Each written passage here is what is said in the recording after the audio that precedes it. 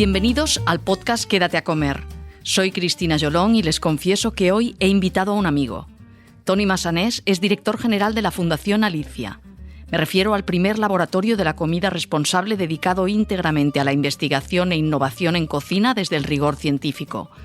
Su objetivo es que comamos mejor, o lo que es lo mismo, más sano, más sostenible y más bueno. El personaje que hoy tengo delante iba para físico, pero rectificó. Se convirtió en cocinero y se empeñó en entender qué hace que las cosas sean buenas. En eso sigue, en eso y en el propósito de sumar conocimiento culinario. Divulgador nato, forma parte de comités científicos, ha dirigido, escrito, comisariado y colaborado en libros, artículos, exposiciones, estudios, recetarios, congresos, programas de tele y radio, documentales e imparte conferencias por todo el mundo. Bulliniano convencido y apasionado también desde muy joven de las cocinas étnicas, lo inalcanzable y lo lejano despertaron su vocación de inventariar el recetario tradicional más próximo. Lo hizo orquestando el corpus de la cuina catalana. Opinador habitual del canal Comer, Toni Massanés acumula un montón de reconocimientos, desde el premio Arzac, al Bergadans del Món, la medalla al mérito gastronómico de los premios Nadal de Gastronomía, el Ignasi Domènech o el Ciutat de Barcelona. Pero sobre todo cuenta con la estima y la admiración por parte de las personas más diversas que se dedican a la cultura alimentaria, que lo consideran un sabio.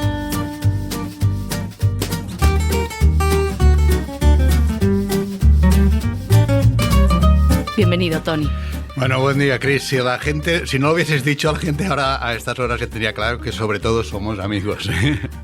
Eso es lo que necesitaba yo hoy, un sabio, ¿eh? Alguien a quien consideramos un poco esa persona que sabe respondernos tantas preguntas, y lo necesitabas en estos inicios de un 2022 un poco convulso en el terreno de la alimentación y casi diría que también de la gastronomía. El otro día, Toni, leía un tuit de la periodista Marc Alpena que decía: felicidades a quienes por fin os habéis dado cuenta de que la comida es un tema central que articula la sociedad y no una commodity más. Y yo leyendo esto pensaba en ti, pensaba que tú llevas años diciéndonos eso, ¿no? Sí, yo creo que lo raro es que lo hayamos olvidado, ¿no? O sea, siempre habíamos tenido claro en la historia, y en muchas partes del mundo, desgraciadamente, aún lo tienen claro, ¿no? Cada día, que comer es importante, es imprescindible. Está bien que no nos obsesione el tema y que tengamos este bienestar que nos produce podernos dedicar a otras cosas, ¿no? Que no sea cada día nuestra prioridad, eso es bueno. Pero de ahí a olvidar que continúa siendo importante, provoca este laisser, este dejar, ¿no? Esta mínima responsabilidad es la que nos está llevando a algunos problemas. Y si no rectificamos nos va a llevar a más. Cuando vemos de todas maneras todo este lío que se ha generado a raíz de la entrevista con el ministro Garzón, pero vemos después también las declaraciones antiguas del presidente Sánchez diciendo justo lo mismo que dice el ministro y que él ahora intenta despistar, te das cuenta un poquito de que en la comida entra muchísimo la política, siempre están ahí también los intereses electorales, siempre las empresas poderosas, es un juego de poderes, ¿no? Es una cosa muy seria también en lo económico, entiendo, y en lo político. Sí, mira, leía el otro día en La Vanguardia una entrevista a otro amigo, a Joan Subirats, que ahora es ministro de Universidades, ¿no? Y que decía que después de ser durante 50 años profesor de ciencias políticas, cuando se había pasado a la política le había sorprendido dos cosas: el cortoplacismo, ¿no? y la importancia de la comunicación, ¿no? Que esto siendo un gran teórico, ¿no? Pues no había calculado bien. Bueno, yo creo que aquí la comunicación y el cortoplacismo están pasando por encima de la visión necesaria de lo que tiene que ser la producción de nuestros alimentos. Me gustaría mucho saber, de una manera muy clara, muy didáctica, como tú sueles explicar, tu visión sobre todo este asunto, que entiendo que no es fácil, no puede haber soluciones fáciles cuando el asunto es complejo, pero en cualquier caso no había para tanto, ¿no? No ha sido un ataque a toda la ganadería española, ¿verdad? No, primero al parecer, porque las declaraciones no fueron exactamente las que luego no se han recogido o se han reproducido. Aquí yo no estoy evidentemente para defender en absoluto a ningún político, pero lo que sí que es cierto, y que además hay un amplio consenso en toda Europa, no os digo solo en España, sobre esto, es que nuestros sistemas alimentarios, para ser sostenibles, ¿no? Para esta Green Deal que Europa nos impone con todo el criterio, tienen que ser sistemas que no se basen en una concentración que lleve a gastar demasiado, ¿no? A necesitar tanta agua, ¿no? A necesitar ser tan intensivos en suelo, etcétera, etcétera, ¿no? Que al final esto comprometa el propio territorio para el futuro. Tenemos que volver en un país en el que la biodiversidad es una de nuestras mayores riquezas, a modelos que no sean intensivos, sino que sean extensivos y biodiversos. O sea, que tenemos que volver a tener muchos productores produciendo cosas excelentes y diversas. Porque, aunque igual en otros sitios grandes explotaciones, ¿no? Sean posibles, incluso sea un buen modelo, en nuestro país raramente va a ser así. Por tanto, tenemos que entender eso. Tenemos que ¿Por qué raramente va a ser así? Porque tenemos un país arrugado. Y eso es bueno, pero también, por tanto, esta es la idea de biodiversidad. Tenemos un país en el que tenemos que hacer muchas cosas y ir del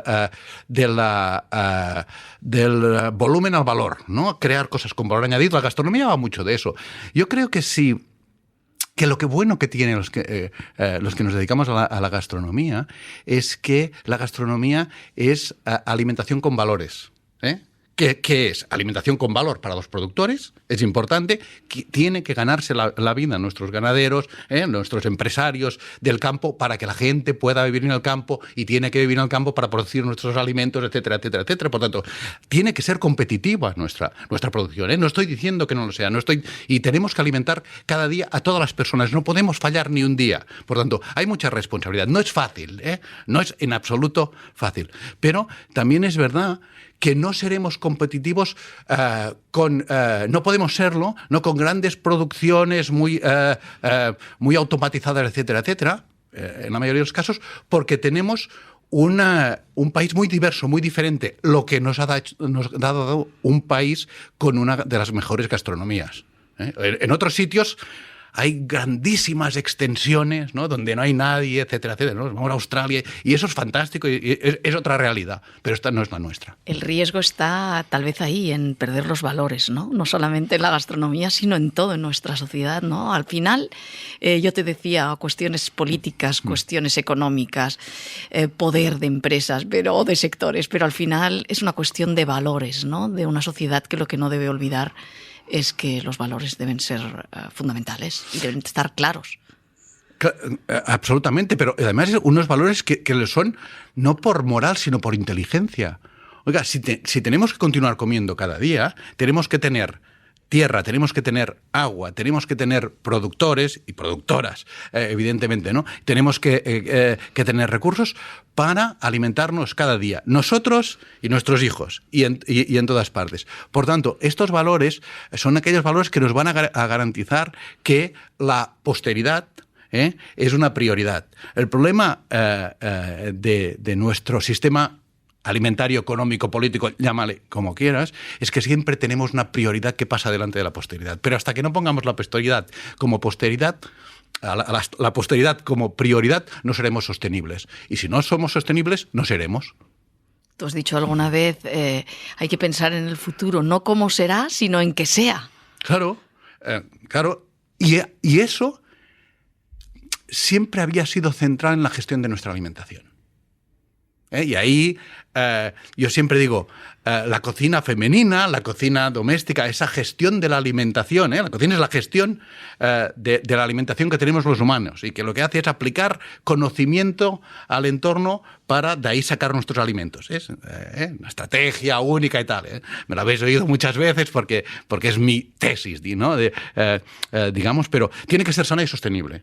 Si no es sana y sostenible, ese grupo humano, esa persona, pero también ese grupo humano, ese país, región, llámale como quieres, y ahora ya ese planeta no tiene futuro. Hasta ahora, hasta hace poco, en nuestra sociedad, había una gestión alimentaria por necesidad, porque la alimentación estaba en el centro de nuestras vidas, etcétera, etcétera, ¿no? Porque dedicábamos la mayor parte de nuestros recursos familiares a comer, etcétera, etcétera. Estaba en el centro de nuestras vidas y, por tanto, esa gestión era sana y sostenible. Sana y sostenible en general. Ahora, gracias a los avances científicos, podemos hacer que en algunos casos sea más sano. Pero nos ha llevado a que esta externalización de nuestra gestión alimentaria, este dejar de cocinar al final, ¿no? Es la que nos ha llevado a no ser sostenibles. Nuestros valores tienen que ser valores de éxito, de riqueza, de crecimiento, bla, bla, bla, bla, bla. Pero si eso nos lleva a no poder comer, todo esto no tiene ninguna importancia. Hablamos de producción, o hablábamos de producción cuando nos referíamos al ministro, pero también de consumo. Y él habló también de la necesidad de no consumir tanta carne. Tampoco era un disparate ninguna de las declaraciones del ministro en un caso y en otro. Independientemente del acierto o no acierto de dónde las haya hecho las declaraciones, pero no eran un disparate tampoco. El decir, tú lo has dicho infinidad de veces, hay que comer menos carne, ¿no? Tú escribías incluso, debemos comer menos carne para que los muchos que comen poca puedan comer más y para que puedan seguir comiéndola sus hijos y los nuestros. Sí, pues ya está. Es así, ¿no? Claro. Pues ya está, evidentemente. Uno de los problemas que ha tensionado el mundo de la alimentación y que no somos conscientes en los últimos años es que en Asia, ¿no? en relativamente poco tiempo, ¿no? Mucha gente ha accedido a comer carne, que antes comían poca o casi ninguna, ¿no? Pero eso es muchísima gente, ¿no? Y por tanto, esa gente tiene el mismo derecho que nosotros a comer. Nosotros comemos demasiado, nos lo dicen también los médicos, y lo que tenemos que hacer es comer menos, comerla mejor, valorarla, pagarla lo que valga, porque tenga estos valores de salud y sostenibilidad de los que, y también de placer, evidentemente, de los que antes hemos hablado, y eso lo que permite es que más gente pueda comer. Y también que no hipotequemos nuestro futuro, y eso significa no gastar, no polucionar el suelo, no polucionar el agua, no polucionar esos recursos del planeta que ahora sabemos que estamos gastando más del doble de la capacidad de regeneración del propio planeta, y por tanto no hipotecar la carne de nuestros hijos. Y también conocer los diferentes cortes para aprovechar toda la carne, ¿no? Parece que solo se compra una parte determinada del animal, quizás por puro desconocimiento. Antes se conocía mejor, ¿no? Cuando se iba a comprar y se pedían unas partes muy concretas que sabían que eran más melosas para guisar o lo que fuera necesario, ¿no? Porque antes cocinábamos. Todo va al mismo lugar, ¿eh? Y ahora estamos dejando de cocinar. Como estamos perdiendo habilidades culinarias, esto no lo decimos nosotros, lo dice, por un lado, la estadística sociológica, por otro, los responsables de salud comunitaria del mundo. Y por tanto, estamos dejando de tener esas habilidades que nos permitían gestionar nuestra alimentación. Por tanto, esa estrategia propia de los seres humanos que nos permitía comer de una manera sana, saludable y satisfactoria, la estamos olvidando. Y por tanto, estamos convirtiéndonos en unos analfabetos funcionales para gestionar nuestra propia alimentación. Y eso, por ejemplo, quiere decir que ya todo lo comemos triturado en forma de hamburguesa y que todos comemos lo mismo, mucha menos biodiversidad, ¿no? Estamos comiendo cada vez menos animales, cada vez menos partes de los mismos animales, sean del mar, sean de la tierra, etcétera, etcétera. Y ahí esa riqueza de la que te hablaba al principio, que es la biodiversidad, ¿no? De que un día podemos comer conejo, que otro día podemos comer cordero, que otro día tenemos que comer legumbres, muchos más días tenemos que comer legumbres, como hacíamos antes, ¿no? Pues ahora no sabemos hacer. Oye, es que, es mucho tiempo, no tengo tiempo. ¿Cómo que no tienes tiempo? Si lo único que tenemos es tiempo. El día que no tengamos tiempo, se ha acabado, ¿no? El cuento ya se ha acabado. estaremos muertos. Tú has escrito también, repasando estos días tus artículos en el canal Comer, decías, debemos intentar comprar siempre aquellas cosas de las que esté claro quién las produce, dónde, cuándo, de qué manera y en qué condiciones. Quizás esta polémica que estamos siguiendo estos días nos haga aprender un poco o nos haga pensar un poco más antes de llenar la nevera, ¿no? O sea, a lo mejor que estalle todo tal vez nos hace empezar un debate muy necesario, ¿no? Sí, supongo que dentro de las declaraciones, contradeclaraciones, rectificaciones y todo este ruido, ¿no? Que al final es evidentemente, sabemos que hay intereses políticos y otra vez cortoplacistas, etcétera, detrás de todos, evidentemente.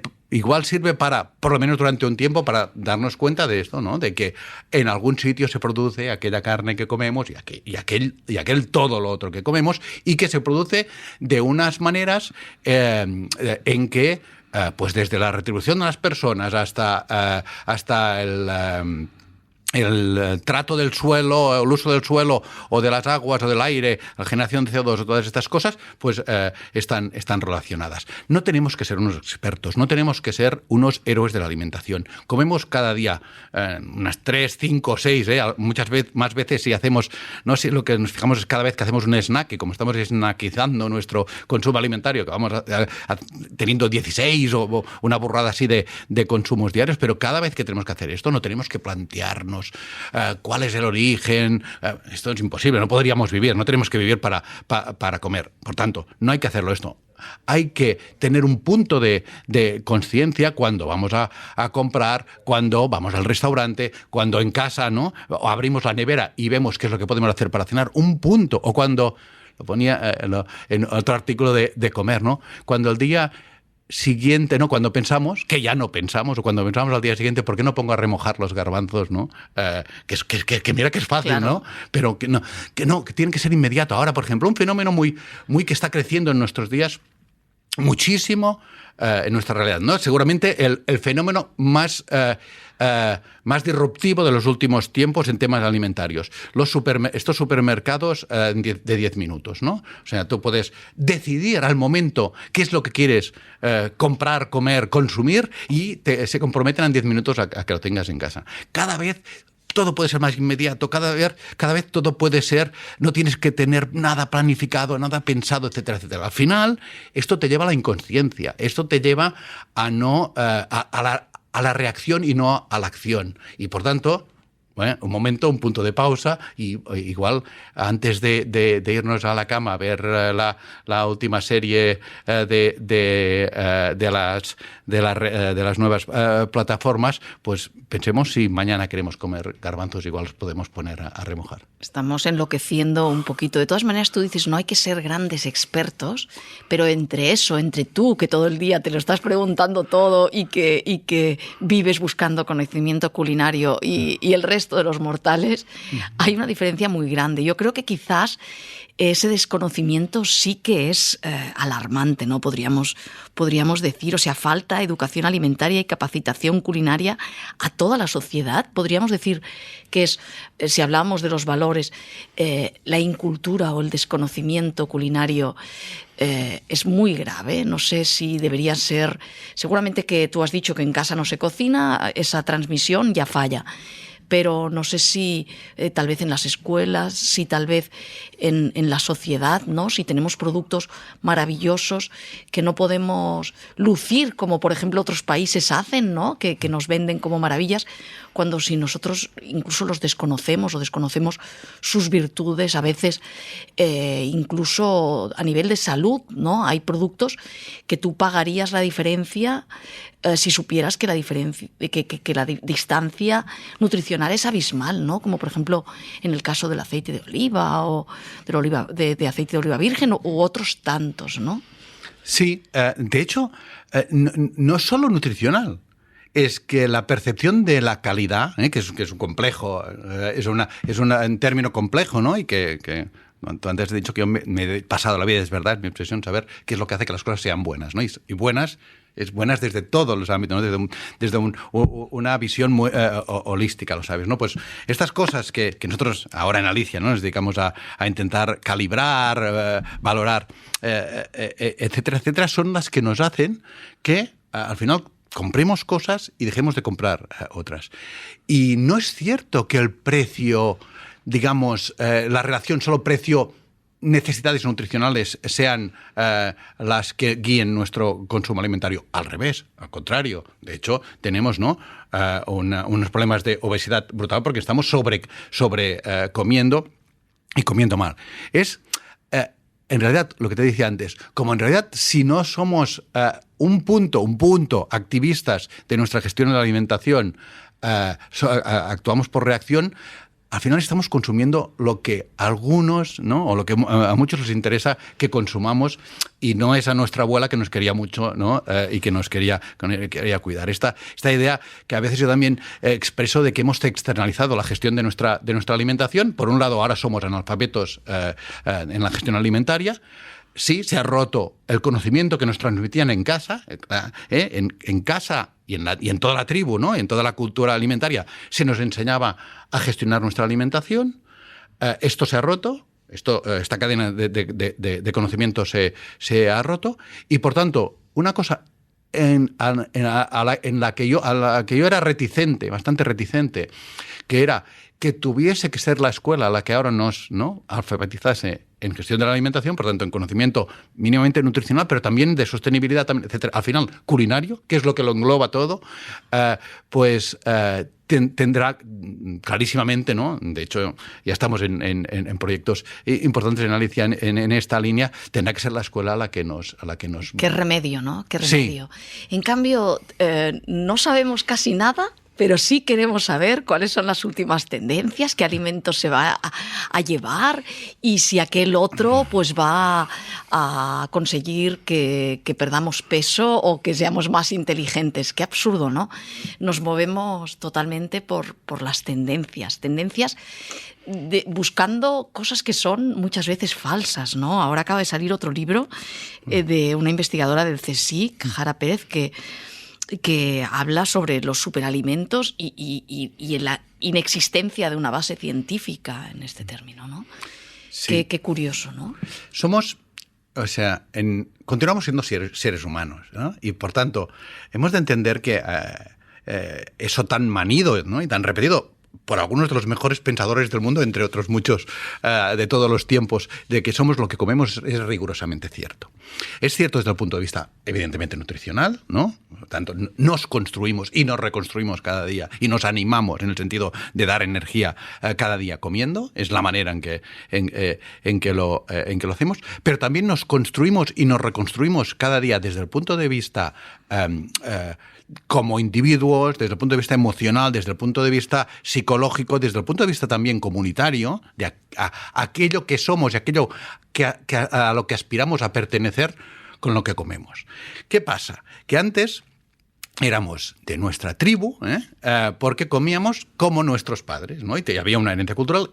Eso tiene un sentido importante desde el punto de vista nutricional. En un mundo en el que no había ciencia que supiera lo que eran las vitaminas, las proteínas, etcétera, etcétera, etcétera, la garantía de que ese conocimiento, insisto, nuestra gestión de la alimentación, aquello que llamamos cocina, es aplicar conocimiento a nuestro entorno para comer. Solo lo hace nuestra especie, pero lo hacemos todos, necesitamos hacerlo, si no, no podemos vivir. Así de claro. Bueno, pues este conocimiento era un conocimiento sabio heredado. Si yo como lo mismo que, ¿no?, en un mundo en el que hay muchas cosas buenas, pero también hay muchos venenos, ¿no?, muchas cosas que me pueden hacer daño. Si yo como lo mismo que come mis madres, tengo una cierta seguridad, ¿no? Y a partir de ahí también tengo una necesidad de innovar, ¿no? Eso es la evolución humana, no solo en alimentación, pero es que la alimentación es muy importante, caray, porque si no comes no hay evolución, ¿no? Pero esa era la transmisión. Y por tanto, nosotros éramos y formábamos parte de nuestra identidad personal, pero también comunitaria, comiendo lo mismo que nuestra tribu. En un momento en que nuestra tribu, en lo que queremos llegar a ser, en que la manera de construirnos, se forja a partir de las 4 horas que estamos cada día delante de redes sociales, etcétera, etcétera, ¿no? Donde nuestras aspiraciones se construyen en Instagram, en TikTok, etcétera, etcétera, hemos pasado del somos lo que comemos, ¿no?, al somos lo que colgamos que comemos, a imitación de los influyentes, de aquellos que consideramos que son pares o que quieren serlo, ¿no? Esto es fundamental, ¿eh? Parece una tontería, parece una broma. Otra vez Instagram, sí, no sé qué, no sé cuántos, ¿no? La tostada con aguacate. No. Ahí nos estamos construyendo como personas, también nos estamos nutriendo o malnutriendo, y esa es nuestra realidad. O destruyendo un poquito, claro, como personas, ¿no? Tal vez. Claro. Y en ese mundo de las tendencias, permíteme que retome el tema del ministro y de la producción de carne. Toda esta tendencia de la carne de laboratorio va a tener, esto va a prosperar, esto va a hacerse un hueco como una oferta más, ¿o no le ves futuro? ¿Cómo lo ves? A ver, antes te he dicho, comemos como nuestros padres o con nuestras madres, ¿no? Y cocinábamos, pero también teníamos que, para pensar en un futuro, ¿no?, para construir el futuro, darle un punto de innovación. Bueno, nos fue tan bien, ¿no?, en los últimos siglos, digamos, ¿no?, como especie, con este sistema, que hemos crecido de una manera brutal.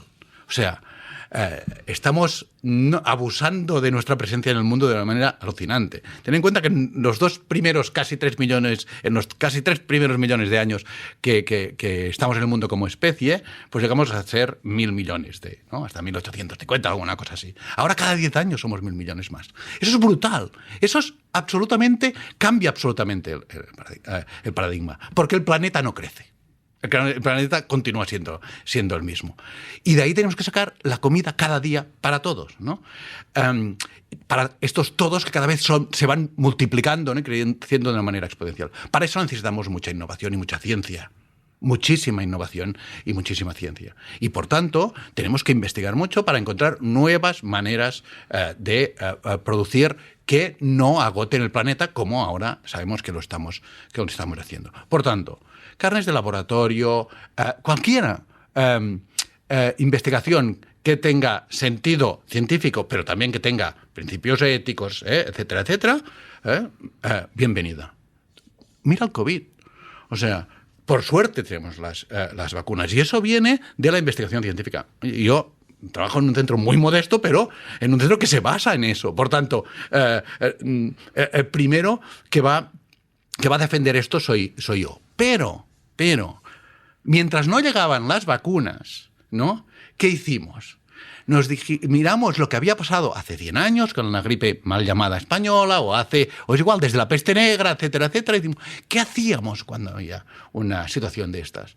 Oye, pues nos poníamos mascarillas, pues ventilábamos las casas, pues teníamos distancia social. Oye, pues mientras no encontremos algo mejor y esté probado, con pruebas que garanticen que no será peligroso, que no va a hacer daño ni a nosotros, etcétera, etcétera, etcétera, oye, pues vamos a utilizar la sabiduría. Esa es la clave. La clave es utilizar la sabiduría. La sabiduría es aquello que hemos heredado de gestión de la alimentación, nuestras cocinas tradicionales, las de cada lugar, nuestros sistemas tradicionales, y mientras tanto crear aquel nuevo conocimiento que nos va a permitir construir la alimentación del mundo, de este nuevo mundo en el que vivimos. Sin perder la memoria, tampoco en lo gastronómico. Y vamos a entrar en el terreno gastronómico porque tú eres un gran gastrónomo también. Has escrito, conservar lo mejor que tenemos no es conservador, es de listos. Claro. Y esta frase me parece muy interesante. Lo vemos, nos damos cuenta en una ciudad como Barcelona de que lo que tenemos y que nos sitúa en el mundo y que nos hace atractivos es importante y hay que ofrecerlo. ¿Sabemos ver, valorar y ofrecer eso que nos diferencia y que nos sitúa en el mundo? ¿O pecamos ahí de miopía cuando las cocinas originales y auténticas son tendencia en muchos lugares del planeta? Siempre que hablamos de alimentación, es todo muy complejo. Y por tanto, la gastronomía, que es la alimentación consciente, también defiendo yo, evidentemente también es complejo. Fíjate, ¿quién otra vez, vuelvo a la COVID para que se entienda. ¿Quién ha gestionado mejor el tema del COVID? La China. ¿Por qué? Porque, oye, ahí, digamos, las libertades individuales no se han tenido mucho en cuenta, para decirlo de una manera suave. Y eso hace que sea la cosa mucho más segura. Bueno, en nuestro caso, en nuestra oferta gastronómica, pongamos de la ciudad de Barcelona, la cosa es que cada uno en su restaurante hace lo que quiere, lo que le parece, lo que puede. Y tiene que ser así, evidentemente, ¿no? Pero por otra parte, vemos que, y aún las últimas noticias que tenemos, absolutamente recientes, ¿no?, de todo el mundo, cuando la gente dice, ¿qué hace atractivo Barcelona? Bueno, pues un clima, una arquitectura, un estar bien de la gente, toda una serie de cosas, pero siempre encima de todo, ¿no?, o en primera, segunda posición, la gastronomía. ¿Y esa gastronomía cuál es? Pues sabemos que es una gastronomía que ha sido muy creativa, ¿no?, que tiene unos exponentes muy claros en los últimos tiempos, desde la Revolución Bulliniana, etcétera, etcétera. Y también una tradición gastronómica absolutamente cimentada desde tiempos inmemoriales, ¿no? Tenemos recetarios y no uno, ni dos, ni tres, ¿no?, que son referentes que ya en la Edad Media, ¿no?, nos decían, oye, estos cocinan, no nos aguantaban, ¿eh? Es decir, en Italia algunos autores de referencia que dicen, oye, no los puedo ni ver, pero qué bien cocinan. Bueno, pues hay que probar sus platos. Bueno, pues esto, ¿no?, tenemos que... Es nuestro valor, es nuestro valor. Es como... tenemos el modernismo, ¿no? Tenemos algunas joyas arquitectónicas. Estas joyas están protegidas porque sabemos que forman parte de nuestros valores, que nos diferencian, que nos hacen mejores, que nos hacen diferentes. En este sentido, nosotros tenemos que, una vez más, neofilia, neofobia o sabiduría. Tenemos que ser tan creativos, tan abrazar cualquier conocimiento que nos llegue de fuera, cualquier producto que nos llegue de fuera, cualquier tendencia que nos llegue de fuera, siempre que tenga un pelín de sentido, que no siempre las tienen, pero a la vez saber que somos responsables no ante nosotros, sino ante el mundo, de todo aquel conocimiento gastronómico del que somos herederos y que va a hacer el mundo un poquito mejor desde el punto de vista gastronómico. Pero ¿quién debe velar por eso? Porque cuando pensamos en una ciudad, en sus casas, en sus edificios, pues se pueden construir con una estética, a veces las persianas no pueden ser cada una del color que quieren, o según el edificio, según muchos parámetros, ¿no? Pero es lógico que quien abre un restaurante pueda hacer la cocina que le plazca, ¿no? ¿Quién debería velar porque se conserve una identidad de la gastronomía del lugar? Yo creo que, por un lado, la propia alfabetización, ¿no?, alimentaria, esa que teníamos, etcétera, etcétera, tiene que tener en cuenta también esto, tener en cuenta que parte alícuota del conocimiento gastronómico del mundo es nuestra responsabilidad, ¿eh? Y por tanto, eso es importante, formarnos, por otra parte, informarnos, y ahí la responsabilidad es tuya, Cristina, y de los medios de comunicación, y por tanto, no podemos ser papanatas. O sea, los que tenemos acceso, ¿no?, a poder explicar conocimiento y criterio, y por tanto tenemos voz para que alguien, ¿no?, decida qué come, qué no come un poco, ni que sea un poco, tenemos que tener también esa responsabilidad. Y por último, evidentemente, tenemos que ser un punto críticos, que es mejor, que es más divertido y que vamos a tener más placer gastronómico, también cada uno como comensal, como consumidor, como cliente, llámale como quieras.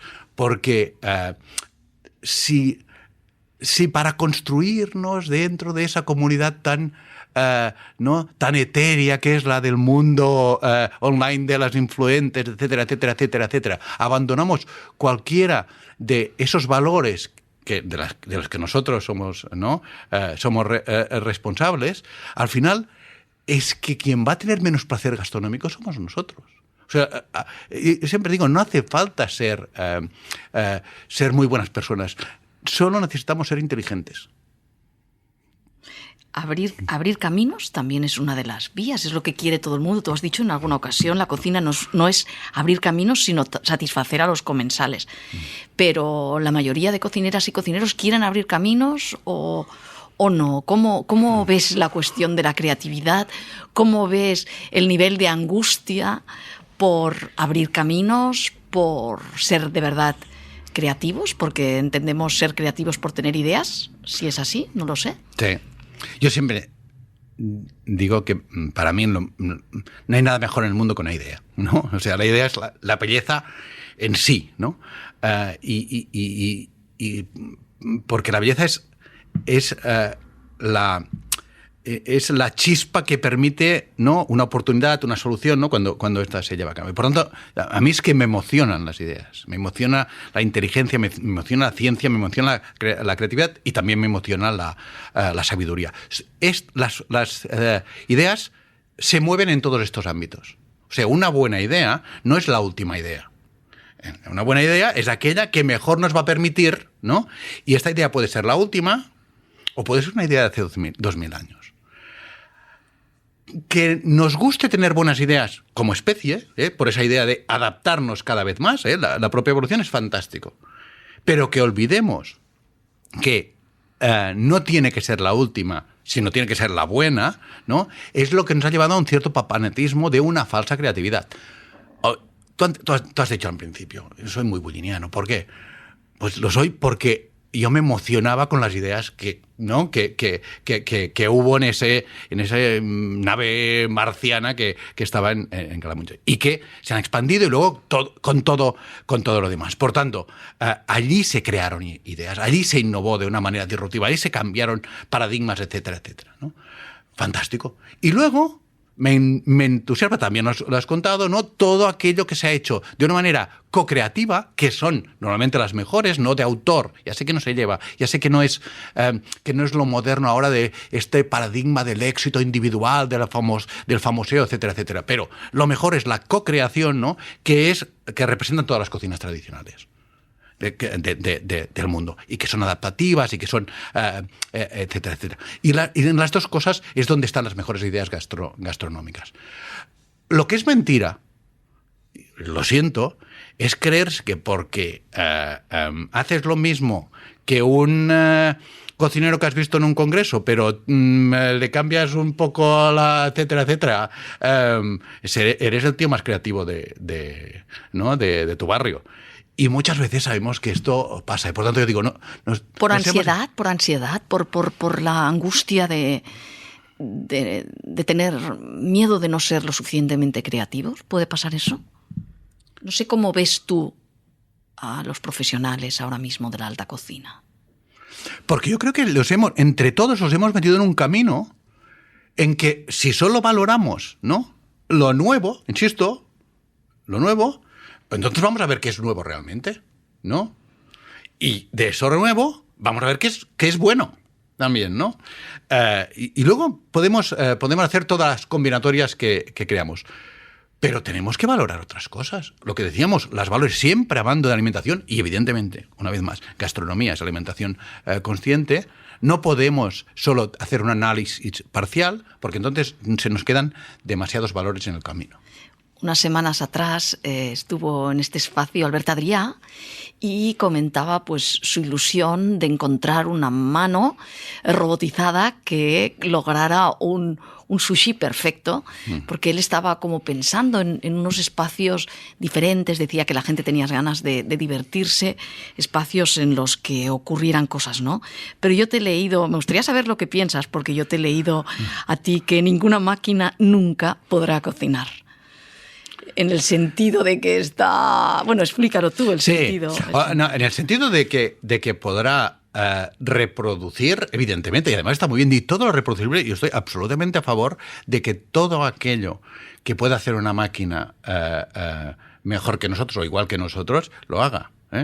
Pero de ahí a pensar que la parte de conocimiento, ¿no?, de inteligencia, que decíamos, de creatividad verdadera, digamos, ¿no?, la puede hacer la máquina. Los propios teóricos, ¿no?, de la inteligencia artificial dicen, ¿no?, que al final inteligencia y artificial es un oxímoron, ¿no? Porque la inteligencia es lo que nos define como humanos. Bueno, pues yo, como digo, yo aquí ¿no?, lo que hago es trasladarlo a la cocina. Si la cocina es lo que nos define como humanos, ¿no?, la propia palabra de cocina, digamos, artificial o robótica, etcétera, etcétera, no puede ser.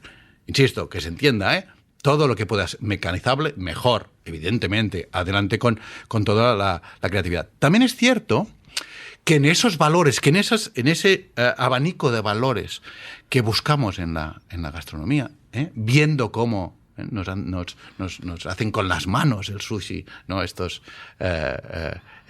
expertos que se han formado tanto tiempo en ser no unos genios, en el sentido de creativos, sino unos virtuosos. Y ahí, yo siempre también defiendo el virtuoso, que son aquellos que le dan el valor por la interpretación. Pues ahí, y ahora el paralelismo te lo hago, por ejemplo, con la música, ¿no? Ahora ya sabemos, ¿no?, desde hace tiempo, que con los sintetizadores podemos tener la melodía perfecta, ¿no? Pero hubo un momento en que alguien dijo, oye, pues a mí me gusta que el rasgar, ¿no?, que se escuche el rasgar de la guitarra. Esto en el vino pasa, por ejemplo, ¿no? Ahora estamos en un momento en que el vino, los parámetros químicos, físico-químicos o bioquímicos del vino se han controlado tanto, y esto es fantástico, cuidado, y esto es fantástico, ¿no?, en que casi se puede hacer buen vino, ¿no?, ¿no?, quitarle todos los problemas, etcétera, etcétera, ¿no?, con cualquier clima, con cualquier... etcétera. Ahora un experto no lo me dirá, sí, hombre, no sé qué, no, pero bueno. Pero es verdad que un poco es esto, ¿no? Y llega un momento en que hemos dicho, bueno, oye, pues también nos gusta que se refleje que se ha sido un mal año, ¿no? Este vino es... Le quitar el maquillaje. Exacto. Y eso es un valor. O sea, porque no solo buscamos... Esta es la gran falacia. Las cosas son buenas en sí. ¿Cómo que son buenas en sí? O sea, ¿no?, las cosas son buenas de sabor en sí. No es mentira. Las cosas se relacionan, ¿no? La comida es relacionar, y la bebida es relacionar las cosas con nosotros, y es esa relación lo que hace que sea buena o que no sea buena. Tú eres cocinero, hemos hablado de muchas de tus de las cuestiones que te identifican, pero también eres cocinero desde hace muchos años. Yo estudié cocina. Oye, saqué muy buena nota. Pero eres cocinero, ¿no? Pero no ejerzo, en realidad, ejerzo sí en casa, y además me gusta hacerlo, pero es verdad que comparado con los grandes, ¿no?, chefs que... Pero conoces el mundillo, sí. Y yo te quería preguntar, ya para ir acabando, acerca de esta película que se titula Hierve, que han estrenado hace poco y que muestra una cara a veces más fea de la que estamos acostumbrados a ver de la alta cocina, ¿no? Es una película en la que aparece adicciones, en la que aparece pues problemas laborales, muchos tipos de presión que no vemos siempre, ¿no? Me gustaría que me dijeras cuál es tu experiencia al respecto, ¿no? O sea, ocultamos una parte de la cocina que es real, o ya no es tan así. Bueno, en realidad, que ocultamos una parte de la cocina, eso forma parte del contrato, O sea, es verdad. Incluso en las cocinas vistas, ¿no?, que últimamente cada vez lo son más, precisamente porque nos gusta, añoramos ver cocinar, porque forma parte esencial de nuestra estrategia como especie, ¿no? Y por eso nos gusta, por eso también miramos la tele seguramente, viendo cocinar y todas estas cosas. Como no lo hacemos, como ya no lo vemos en casa, vamos a verlo a los restaurantes, lo miramos en la tele o en Netflix, o en Filmin, ¿no?, que es donde está esta película. Pero aún así, y fíjate, en la película también pasa, está la cocina sucia, que es la que nos enseña, ¿no? ¿Por qué? Bueno, pues porque ya está bien, no pasa nada, ¿no? Forma parte, digamos, de este contrato de esta prestidigitación que es la alta cocina, la cocina gastronómica, etcétera, etcétera, ¿no? La cocina extraordinaria. Por tanto, por ahí está bien, sí. Esta película yo creo que sorprende por varias cosas, pero una es por ver una cosa que cuando has sido cocinero, como yo, y también cliente, evidentemente, ¿no? O incluso has estado en los mejores restaurantes pudiendo disfrutar de su cocina, te das cuenta de una cosa que muchas veces los clientes solos no lo saben, y es que es mucho más bonito, ¿no?, mucho más redondo el plato cuando solo ves la parte que llega a la mesa. Eso es fantástico, insisto. Esto no lo critico en absoluto, ¿eh? Forma parte de esta relación. Ahora, es verdad que muchas veces nos podemos hacer películas que no son ciertas. O sea, de entrada creer, por ejemplo, ¿no? De una manera absolutamente ingenua, que es que en el restaurante el cocinero famoso, ¿no? Ya digo famoso expresamente, no digo ni el bueno ni el malo, digo, es el que hace todos los platos y es el que, ¿no? Incluso es el que crea todos los platos o es el que... Pues, si no es verdad, se funciona en un equipo gracias, ¿no? A eso. Yo recuerdo que en la exposición que hicimos que tuve la suerte de comisariar de los 30 años del Celler de Can Roca, pues lo que pude hacer es poner 30 cámaras a la vez, ¿no? en el Celler, ¿no? Que es un poco también la idea de esta película, pero reales, ¿no? Precisamente para que la gente viese lo complejo que era que al final te llegase, es igual, una ensalada o un plato de los no sé cuántos que te llegan a la mesa, ¿no? Cómo hay toda una sinfonía, hay toda una orquesta absolutamente orquestada que está... Pero claro, en el Celler vemos eso, vemos una orquesta magnífica, por eso es el mejor restaurante del mundo, ¿no? No siempre es así. Claro, o sea, eso es la excelencia absoluta. Y aún así, también se queman, o sea, sacan del fuego, ¿no? Como se ve en una de estas anécdotas, porque hay algunos tics, digamos, o algunos detalles que son muy de veracidad, ¿no? Porque dices...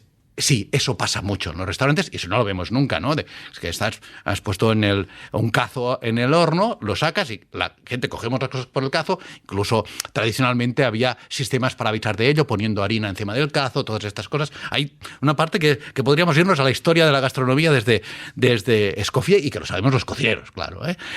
Todas estas cosas. Pero también hay los conflictos, también y evidentemente como en todas partes.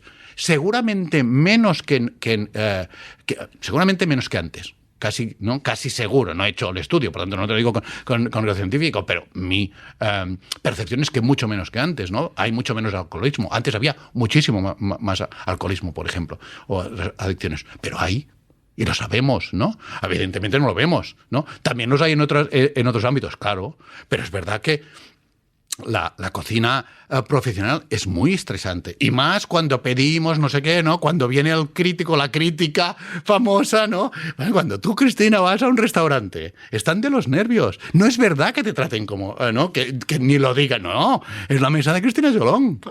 Evidentemente, ¿no? Bueno, todas estas cosas pasan. Sí, lo que pasa que es verdad que en esa película... Lo que se ha hecho es condensar todos los conflictos, ¿no? Y podríamos ver, bueno, y es una película, podría ser un cuento de hadas donde al final acaba bien, es igual, ¿no? Han escogido, hay un ejercicio actoral que además a mí me gusta mucho, y es verdad que para eso, pues hay algunas cosas que tienen que modificarse, ¿no? Para tantos clientes, allí salen pocos platos, evidentemente. Todas estas cosas son ciertas, por tanto, estamos viendo una película, no estamos poniendo unas cámaras reales sobre un restaurante, no, como yo quise hacer en el Celler. Pero es cierto que es un reflejo bastante real y que si no hubiese esos conflictos, aunque evidentemente no de esta manera tan chunga y condensada, ¿no? como se enseñan. Yo creo que la película vale mucho la pena, pero si no hubiésemos, pues no nos encontraríamos con los problemas con los que ahora, por ejemplo, se encuentra la restauración, ¿no? Porque si todo eso fuese fantástico y todo el mundo no tuviese, ahora que tenemos tantos por fin tanta formación de alto nivel, etcétera, no hay manera de encontrar profesionales, será por alguna cosa. ¿Y crees que es un momento en que la restauración se está poniendo las pilas, resolviendo algunos de esos problemas que estaban un poco enquistados, como por ejemplo las jornadas interminables? Claro, y ahí otra vez se van a poner las pilas la restauración, evidentemente, y nos vamos a tener que poner las pilas como clientes y, por tanto, ser una vez más conscientes. Oiga, no puedo decidir a las 11 de la noche que voy a cenar, no sé qué, que seguro que me lo van a dar. No, porque hay personas trabajando, aunque no los vemos, aunque estén en la cocina esa oculta, ¿no? Que normalmente, si no las vemos en la película, nos vemos. Porque ese señor también dice, ¿cómo que este tío ahora me pide un filete que no está en la carta? Evidentemente. Al final volvemos al respeto y volvemos a los valores, ¿eh? Y nos quedamos con eso después de de esta conversación contigo, que siempre es de lo más suculento y de lo más nutritivo. Muchísimas gracias, Toni, ha sido un placer. Gracias a ti por quererme.